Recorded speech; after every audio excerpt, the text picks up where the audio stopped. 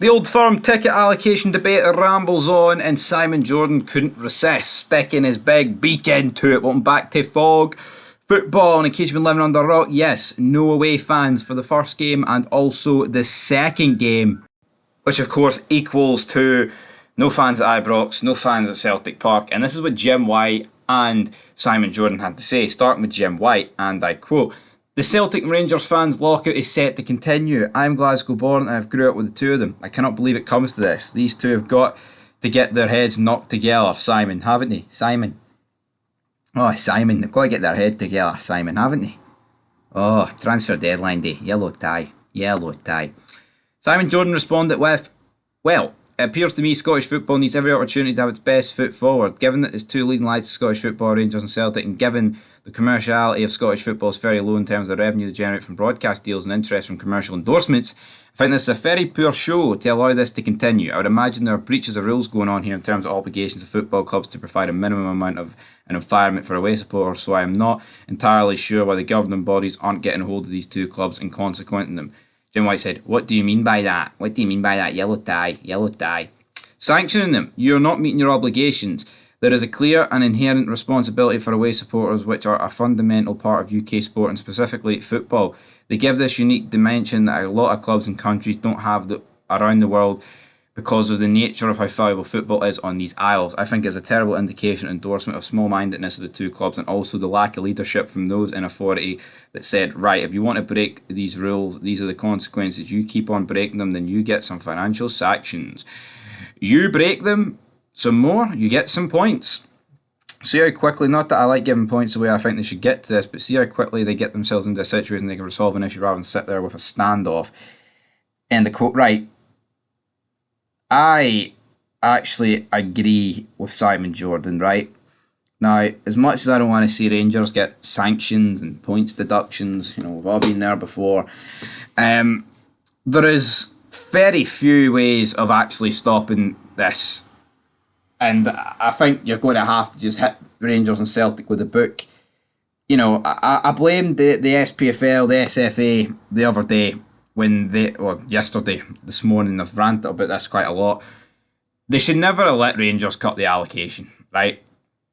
Because that's what's put this shitstorm in motion. It really has. It is an absolute mess that clubs are able to dictate to the governing body what away fans are going to be put in. But once you get one foot in the door with them, bang, they're in. Alright? It's a mess. It needs to be sorted out. Is it going to get sorted out? Honestly, I look at it. I just almost don't see it. Almost don't see it happening. It's bizarre, to say the least. Do I think we'll ever get back to having fans in the Old Firm, away fans in the Old Firm games? Personally, you probably will get fans back, but that's been a while now without any in.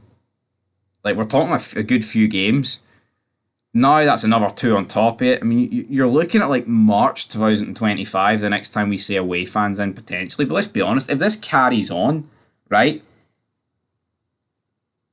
I just don't see how they're going to be allowed in for March. Because it's just going to be, well, you didn't let us in January. Oh, you didn't let us in September, so we're not letting you in March. Oh, you didn't let us in March. We're going to not let you in May. It's embarrassing, man. It is, it is the best game in the world, hands down. The rivalry. And it's things like this that is just killing it. It's watering it down, man. And that's all it's doing. It's watering it down. It's crippling it from within, and the league needs it. The league needs it. It's not fair on away supporters of both clubs. Allocations should never have been cut.